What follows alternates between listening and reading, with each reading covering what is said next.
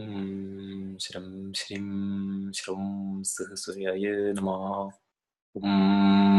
Shrim Shrim Som Chandraya Namaha.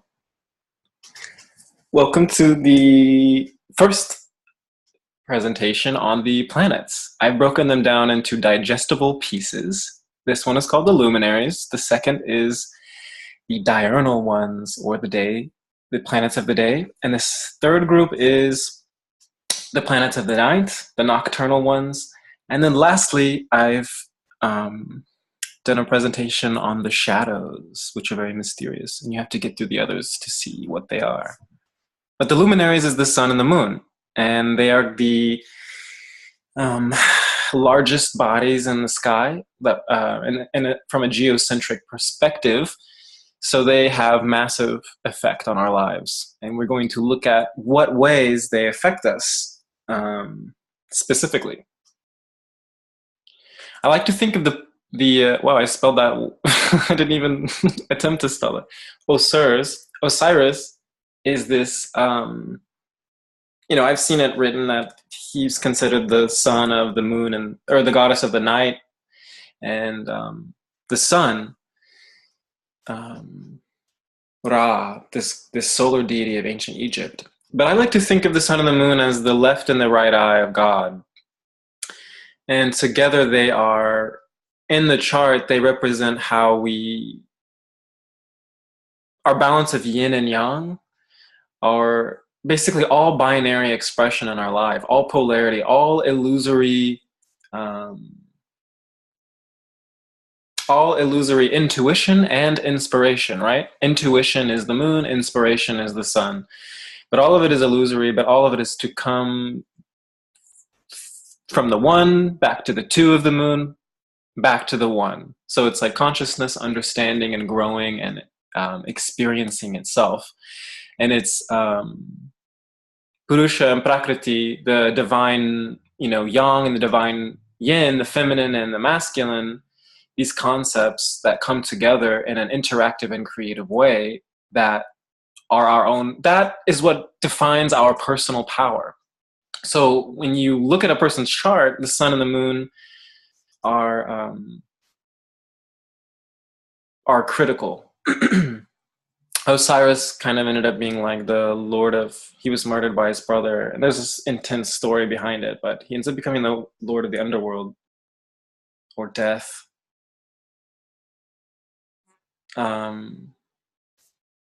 So the sun specifically, there's here are different names for the sun: Sol, Saul, Sora, Sirius, Osiris, Apollo, Shamash, Utu, Helios, Halo, Havar, Haul, Utu. I already said that. Om, Amon-Ra, Amaterasu, Niyama, Nyari, Iru, Oriya, Ra, Ha, Zohar. So basically, a lot of the names mean the supreme one, or hot, or jewel of the sky. Generally, the sun is our intelligence, our brilliance, our heat, our heart, the light radiator, the willpower, the free will, the flamboyant, that which emanates from us and is innate to us, that which emanates from us and that which is innate to us. That is our truest expression. This is the sun, our undeniable, radioactive personality. It has a lot to do with personality, especially if you were born during the day. Now, that's an important point I would like to bring up from the jump. If you're someone who studies astrology and doesn't really feel like, when you read in the back of the newspaper, the solar astrology or the solar zodiac, when you read the back of the newspaper and you feel like that doesn't describe you, you feel like you're not quite your sun sign, like, gosh, I'm not really an Aquarius, or I don't really feel like a Taurus, or I don't feel like a Gemini. Well, that's because you might be born at night and you will have more of an affinity with the moon. But generally, solar signs, the sun will represent the personality for solar-born people. But yeah, Shamash was an ancient solar deity that was said to have bestowed power upon Hammurabi back in the old days of Assyrian, Babylonian, the greatness of that empire. Here's a Japanese one, a triptych. I guess this is probably like a screen maybe, or from, I don't know, maybe it was ripped out of something. But this is a painting of Amaterasu. I'm assuming it's the story from whenever she hid herself in a cave, which kind of represents the story of Persephone and Demeter, whenever the fertility of the earth is plunged into darkness and the fertility of the earth is has gone barren. Everyone's freezing, and there's wars and issues of food. You know, this kind of like this lack of abundance. And Amaterasu goes into this cave for you should read the story. Really, it's really beautiful and comical. But here in the middle of the picture, we see this funny priestess goddess woman who's a clown, and she's making everyone laugh, as you can see in the right. And they're having a fire and a hilarious sort of. They're trying to tempt her out of the cave, the goddess of the sun, so she will shine her rays upon, you know, upon humanity again. And they tried everything. They tried to give her food. They played music, everything. But it took laughter and joy. And she was so curious to see, what were all these people laughing about? Sure, it was a trick, but they were just so happy to have her back. And I like it because it's a feminine representation. This is Ra. Horus combined with Ra became this kind of like this like later dynasty version where you have, you know, here's an image of, I don't know, someone worshiping Ra, and then Ra giving his colorful rays, right? You can see the rainbow in his rays he's bestowing upon her. His illumination. So, and again, we see the eyes, the left and the right of Ra, the all-seeing. The right picture is Helios or Apollo. I'd say it's Helios, kind of like heralding the day in a sense by driving his chariot of white, bright, light horses. Yeah, I like that. You know, the moon was also seen as driving a chariot. Selena, Artemis, or, you know, the sister of Apollo, they were sort of a team, the yin and the yang. Again, this is a really bad quality picture of Surya. Again, the chariot concept is defined.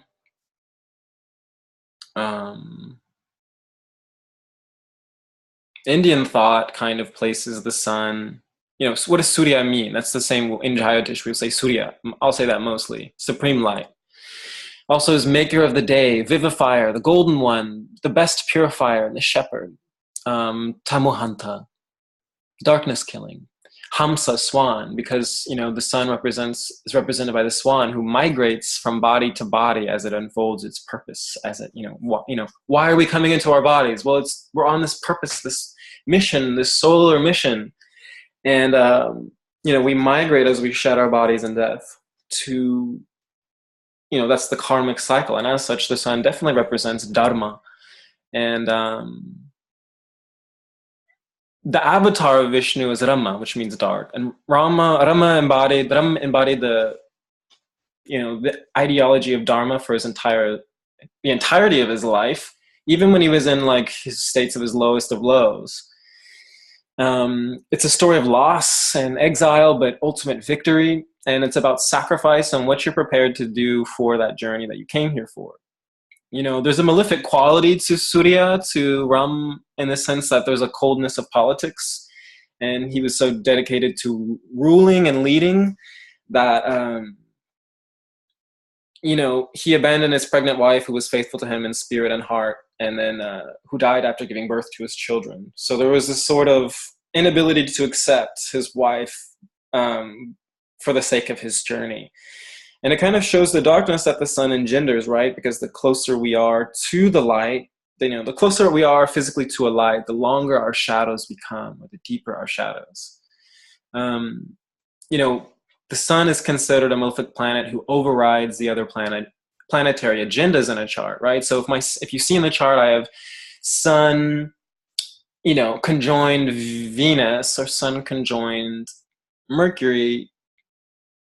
The planets are said to be combust in Hellenistic astrology, which means, or under the sun's beams, which means sort of being, the sun is absorbing and taking up that planet's energy, drying him out and taking his essence and, aligning it to the sun's agenda. That's a domineering kind of patriarchal quality to the sun.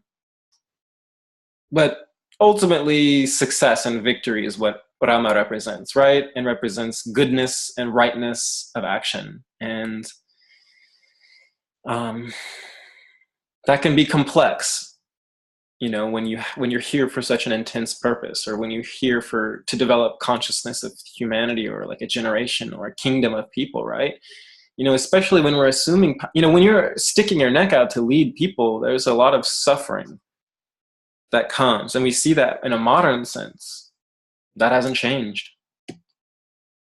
You know, more about the sun. This is according to Indian thought, and the Brihat Parashara Hora Shastra, which is the sign of like textbook of most, you know, most all-encompassing textbook in terms of Indian astrology. And these are kind of associations with the sun, who rules Leo, east, fire, is the left eye of God, the calling of the soul. His dosha is pitta.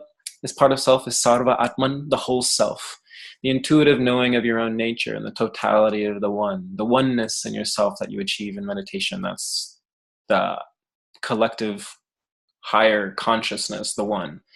The kingdom is the king of soul. He rules the Indian subcontinent. His function is dharma, service. His caste is kshatriya, warrior. He is sattva guna, which is his essence is innate to you and will be innate to you when you unlock his potential. The presiding deity is Vani. Presiding deity is Vani and Agni, which is the conveyor or fire. Those names can be interchanged because it conveys the sacrifices to the ancestors or the gods. The fire, sacrificial fire, right? It burns up and reveals the spirit hidden in matter and in our consciousness. So fire is a very important element in that purpose, as it's the transformational axis.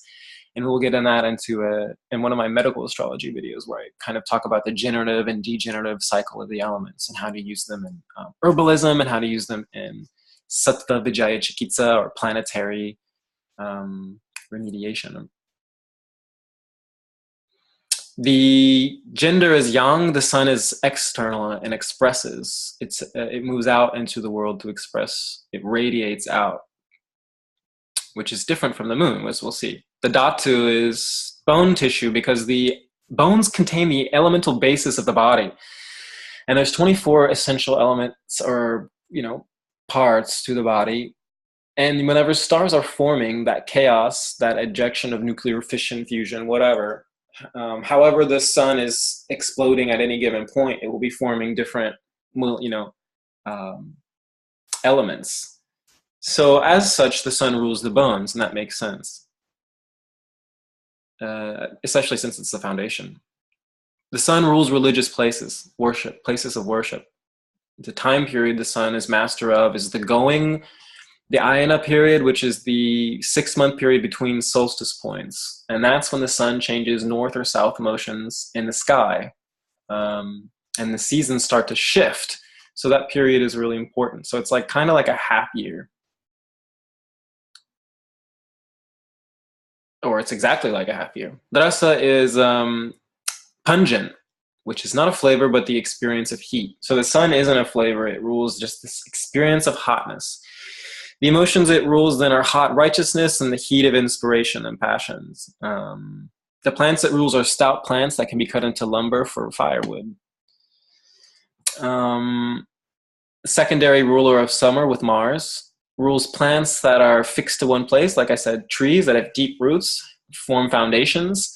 The sun is a visual and kinetic learner, and the sun rules royalty and administration, basically.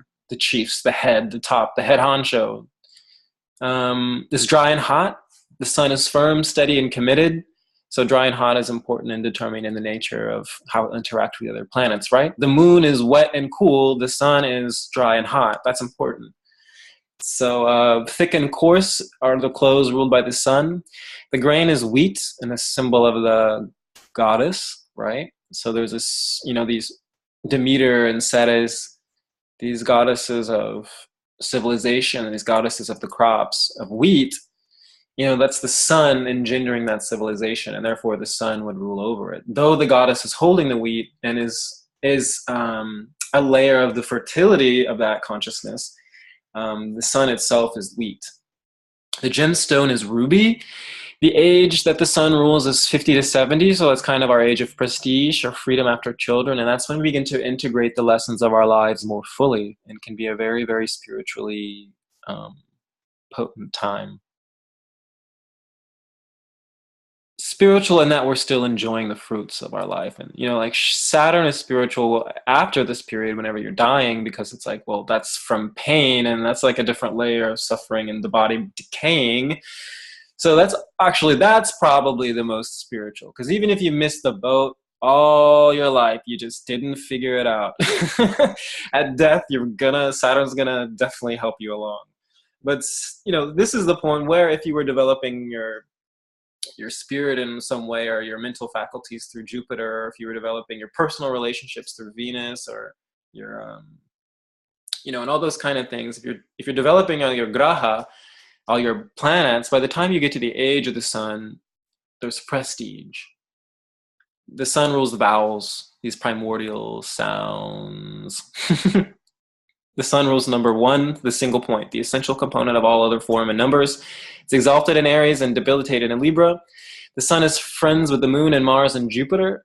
It's pretty neutral to Mercury, since Mercury is always buzzing around his head like a fly. But the sun doesn't really like Venus or Saturn. We'll explore that in another video. Moving on to the moon. These are some names of the moon cross-culturally. I love examining things cross-culturally because it gives us greater insight than if we were to just stick with Indian or Hellenistic thought, or, heaven forbid, Eurocentric views. But nonetheless, I represent them with, Diana, Artemis, the archer. The crescent moon looks a lot like a bow, a drawn bow, which I love. That concept of like the waning moon as Artemis, which is a moon that has more independence and a more virgin concept, and that is free to do what she wills, and as such can be seen as malefic. Like Lilith, maybe the dark moon, whereas the full moon is more like Eve. And on the left, we have the Great Mother, Kybele, Sybil, who is often represented by a moon, or the moon was kind of seen as a chariot drawn by lions. And, offerings to her were made by the certain light of the moon. And, we see themes in both of these sort of waning goddess or malefic sides of her. Malefic meaning more, less gentle, less soft, a harder form, which is like the sharpened, she's shooting arrows that are sharpened by her intuition, or that are sharpened with her intuition. And even in this image, we see she's not even drawing her weapon. So maybe she's hunting in a non-physical sense. It's the things we want to grow, or the things that we are receptive to, or the things that we orient ourselves towards in order to receive that light.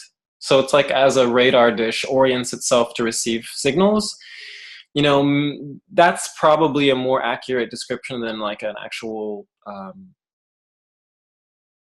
a physical hunter, although the moon does represent hunters as well, people who are good at hunting.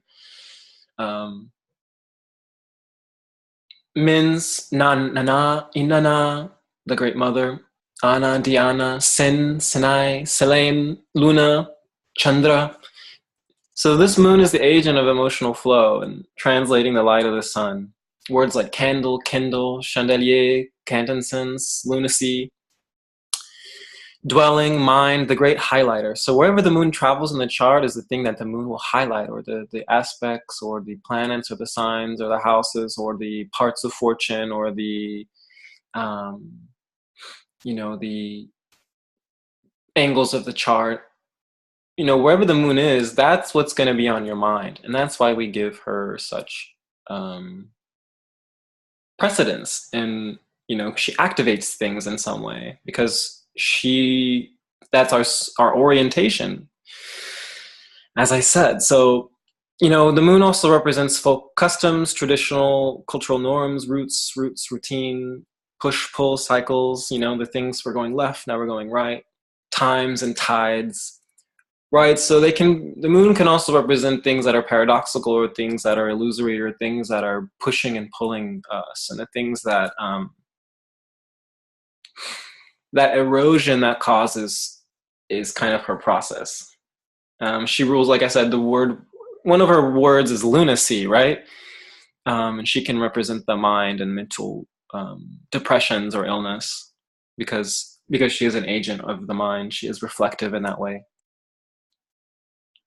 You know, and in the right picture on the right, I see her as, you know,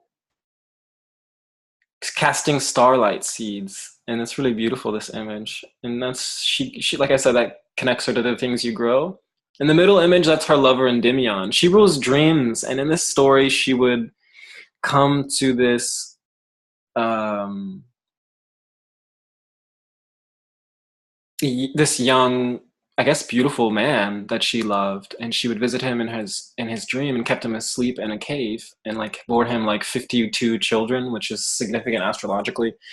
But the idea being that he had to be asleep to meet with her, in the sense that the moon can represent our collective unconscious or subconscious, or tamasic, or um, there's an illusory quality there. And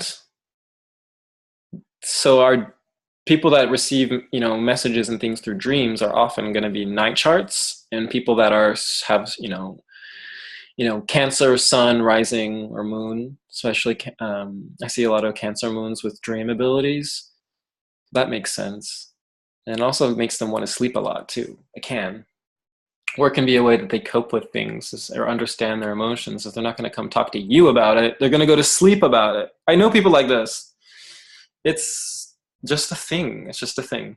The moon, the lunar people. It's how we need to know, who of our relationships and our friends and our family, are they lunar or are they solar? At least do that much. If you can't do anything with astrology, if you can't go deep, if you can't do the aspects, you just want to see anything, superficial, then just do sun and moon. Because like here in the left picture, moon is Artemis. And she kind of represents how we tame the wild within us, and tame the dogs of our mind, and tame our instinct, and give them a more divine quality. The instinct of our intuition, right? Instinct and intuition are they're two sides of the same coin, I want to say, and I want to say those are the names of her dogs. And she has a firm grip on them. So as such, she can give, psychic powers, and keep herself protected, and keep her chastity, her virginity, her independence safe from men. Oops. This is another really bad quality picture. I gotta change these.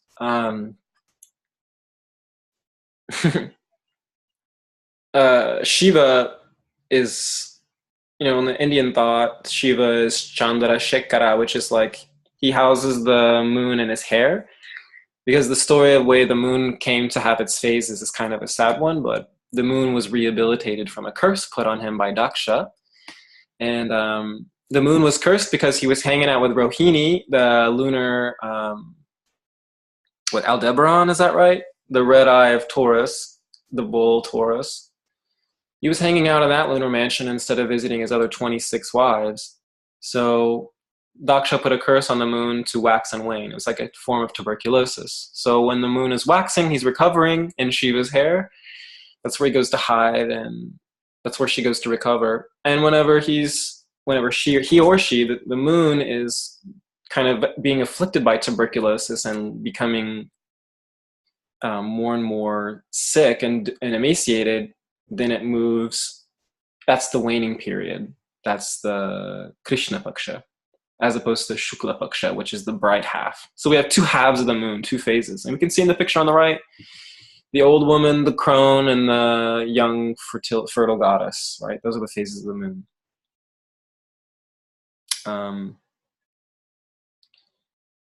Yeah. Shiva is known as Mahakal, which means that he is beyond time. He controls these phases. Chandra on the left, that's an Indian representation on this young, beautiful, like deer. I love this image. You can see, yeah, sort of a softness, a lightness, a fairness, a beautifulness, a kapha, vata, dosha, kind of a mixture of water, definitely water element, especially with all the strong blue. The middle is Saraswati, which I think is kind of like the light of the full moon. That's how I like to think of the full moon's light, the grace of the full moon, and the beauty, um, the the beauty of the still mind. And then Varuna is also associated with the moon, the west, the setting sun, the sky, dark spies, know what is in your mind. You can see him there with the crocodile. It's hard to tell. Is Varuna is the ruler of the waters, and yeah, just the sky in general, which is in Indian thought, the other names of the moon are Chandra, which is shining, Chandrama, Chandraya, Chandrika. Indu is bright drop. Lord of the stars, Lord of the nakshatra as the great highlighter. Cool ray, cool light, night maker, dark bringer, juice, the nectar of life. He rules the blood of animals and the sap of plants, the milks of animals as well. Vidu, lonely, discontented, changing affection. Manomaya, Anamaya, Atmamaya, mind, nourishment of the mind, body. Samudraka, oceanic. So the avatar of Vishnu, Vishnu takes different forms. And we assign planets to represent them, like archetypically. Well, archetype, that's a whole conversation. That word is overused. But, is an avatar. Sun was Rama, and then the moon is Krishna. And there are many tales of Krishna because everyone loves talking about Krishna, who's so beautiful and funny and cute. And there's, little Gopal, the little cow herder child boy who drinks milk straight from the cow's udder. And he's talented at flute and so beautiful. Everyone just loves Krishna, whose name also means dark because it was seen like blackness. It was a scene of divinity. Because beyond all the light of our luminaries, darkness is eternal. Darkness is the one.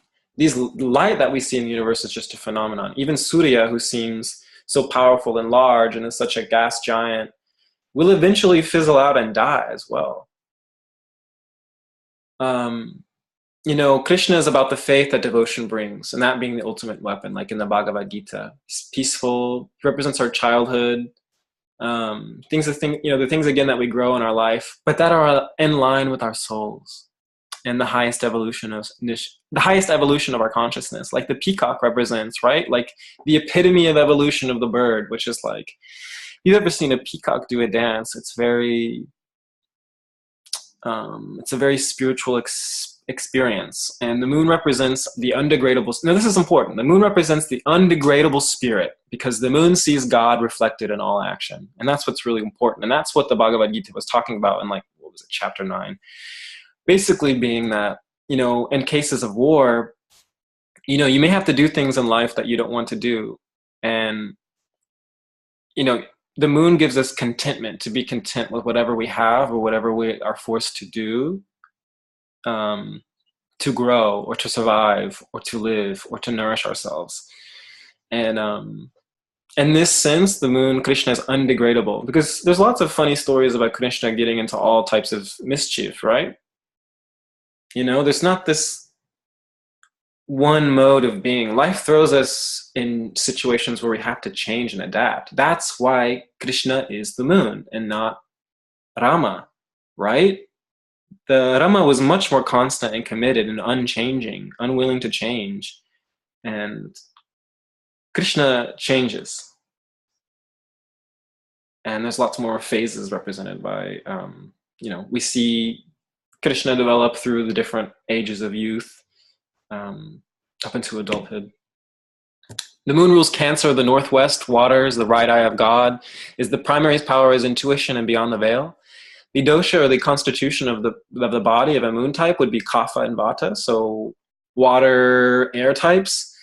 It depends on if you're waxing or you're waning. The waxing moon is generally going to be water types because there's more of a fullness and a nourishment of body, a fullness of body. And the waning moon person, if it's the rising or they're a Cancer rising, you look at what phase the moon is at to see, the rising sign is going to be more waning. They're probably going to be more of a vata or a wind type. and therefore have wind issues, wind diseases, wind mentality will be a lot more changeable, right? Generally, the waxing kapha, or the gaining light moon person, is seen as being more calm, benefic, and having better immune system. The part of self that the moon rules is manas, the mind that experiences, that which receives the quality of the world. It's kind of like your living consciousness, or ahamkara, the limited self, the things you do to benefit your limited temporal self. But it's through these actions that we eventually come to meet God, which is our higher, unlimited self. Kingdom is the sovereign queen of individuality, rules the northern European races, the whites, fair-skinned people, inconsistency of culture, like the Europeans had due to their changing nature of moon, right? Because it's a moon-dominated region, there's a lot more stewing of culture.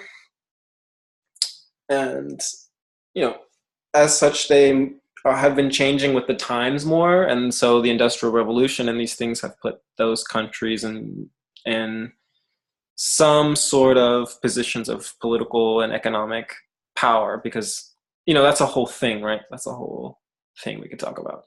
But the moon is seen as being that delivering that changeability. The function of the moon is kama. The guna is tamas. I didn't finish typing these out. Wow, that's interesting. I will fix this.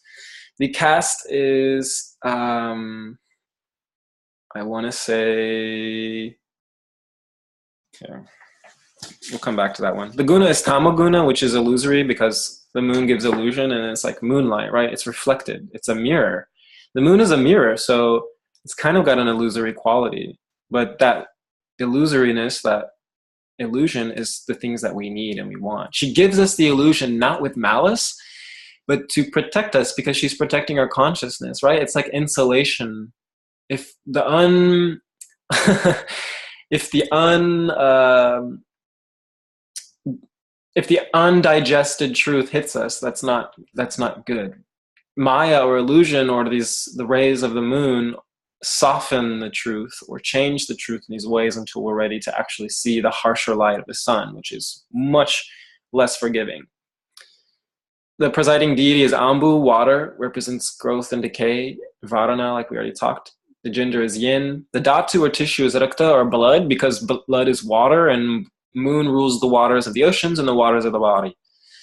The places are places of water, like bath, river, and oceans. The toilet is ruled by Saturn, so ideally your bathtub is separate from your toilet. That's not always the case. Kala, the time period ruled by moon, is Kashana, moment. The shortest is 1/30th of the day, or 48 minutes. So that's what the period that the moon rules. 48-minute division of time. The flavor is salty. As such, the emotions are salty, meaning withdrawing or contracting. The emotions that make you want to be alone or go inward are soft and demure feminine emotions, or motherly emotions. Matrikaraka, the significator of the mother. Plants can be milky, sap-rich plants, rubber tree, maple, myrrh, all that kind of stuff. The moon rules the rainy season. Minerals that are sedimentary, which is kind of when water erodes certain minerals and then reforms them in different crystallized forms, like stalactites, stalagmites, and caves. Those are all sedimentary minerals.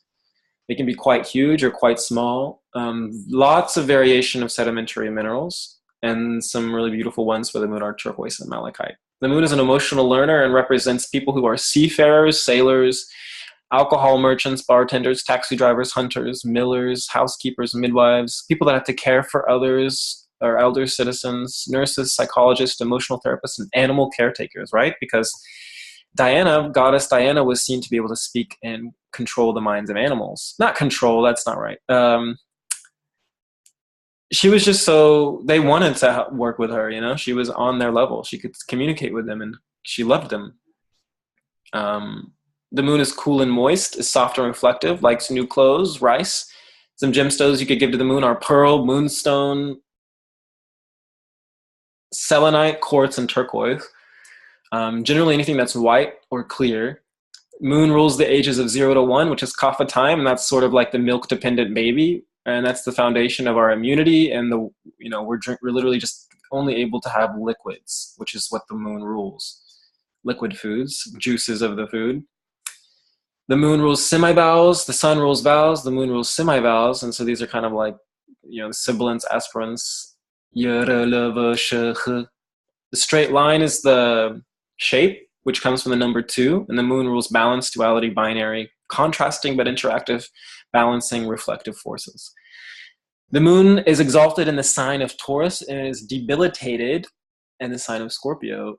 And the natural port is the moon's friends are Sun and Mercury. The moon is pretty neutral, right? And has Mars, Jupiter, Venus, and Saturn as neutrals, and has no enemies. That's very important, because the moon is harmonizing, or can be harmonizing, just like Venus can. Before I read this, which is an invocation, I would like to talk about the higher and lower forms of the sun. So, like, we have dignity and debilitation, exaltation and debilitation, right? What does that mean? Well, for the sun, when the sun is exalted or strong in a person's chart, it represents fidelity, promises kept, the ability to govern. That's the sun. Prudence, good judgment, majesty, status, a search for fame, honor, and riches, sumptuousness, and magnificence, right? Like all the themes of Leo, too. And if debilitated, the sun indicates arrogant, prideful, and disdainful behavior. When its nobility is false and its discernment is weakened, its manifestations are restless, disorderly, dominating, cruel, inconsequential, and there is an underlying feeling of undeniable personal entitlement. So those are also the negative signs of Leo, because it's the sun's only sign that it rules is Leo. But the moon also has a positive and a negative kind of implications, right? When dignified, the moon indicates kindness, love of liberty, novelty, the propensity for change, adaptability, the capacity to learn any task. It's oriented towards the present, but there's like a tentativeness and a hesitance. And when debilitated, though, when the moon's not working well in your chart, or when you're going through a harder moon period, it represents kind of like the drifter mind, the inactive mind, the lazy mind, the drunk, the lunatic, those who lack status or ambition because they're changing all the time, inertia, passivity, and people that are more oriented towards the future. Or they're more oriented towards the past, or the future, really. They're either daydreaming about the future or they're nostalgic about the past, but they're really resistant to the present moment, which is not good for the psyche to do long term, and you can miss entire chunks of your life just waiting, right? That's the moon. Your life becomes a total waiting room, and that's when your moon is not able to grow things, is not able to illuminate the things you want to illuminate. You're not aligned in certain ways, and those are just natural periods of when we need to turn inward anyway. So also nothing's wrong with your moon. You just have to understand what phase your moon is in your life. And we can do that with secondary progressions or different techniques or different astrological techniques. But the sun and the moon in people's charts are huge. And this is going to be a closing hermetic prayer that comes from like Egyptian thought. And it's kind of like, comes from a time, I think when astrology was at one of its like peaks. O sun, it's for the sun and the moon. O sun, I call thee by your names, in Arabic Shamash, in Persian Mur, in Roman Ilios, in Indian Kuja, or Surya, and Bra, and Ars. I don't know why that says Kuja right there. That's definitely for Mars. But this is, I guess Kuja wanted to be represented too. Okay, well, welcome. All prayers, praises, commendation, and glorification to our bright, great, magnificent sun god, granter of life to all that lives on the face of the earth. Most luminous of all with its light, the one that shines on the world and holds us all with your divine strength. You are high in places, you are great in your sultanate. You are full of light, wisdom, understanding, power, mightiness, greatness, and goodness, the creator of all creators, the existence of all that exists. I'm skipping along. Peace be upon you, the glorious, the greatest, the commandant. We are bound to you in our prayers. We are faithful to you in worship, and unto you we all mean to get close to you because you are the shelterment, the instrument for us. You are happiness, you are the preserver, you are worship, you are creator. Peace, prayer, and thankfulness are upon all of you from us. Oh wait, where's the moon part? The bower, the eternal obeisance. You provide the moon with the light amidst shadow. Give her strength. She always follows you in the universe to obey your glory, to rush for you in worshipfulness. The monk always bowing to you, without languishing or twinkling or any one moment of negligence. Her phases are given by you, and through her we understand your many facets of endless, gracious, divine light. Peace, prayer, and thankfulness are upon all of you from us, you the eternal of all eternity, and age of all ages. Amen. Amen. Well, anyway, that's an interesting kind of prayer, because that kind of shows how the sun is like the um, initiating force, and the moon is kind of the force of devotion, the worshipful force, and the power of devotion. Again, Krishna and Rama. So it basically can be reduced to that, very simply. Not that it's a reduction. But thank you for listening to this presentation. Yeah, the next one is going to be about the diurnal planets, which is Jupiter, Saturn, and benefic Mercury. And then after that's the nocturnal one, which is Mars, Venus, and malefic Mercury. And we're going to talk about the difference between the good side and the bad side of Mercury, and what they represent and what they mean. And yeah, so check out those coming up.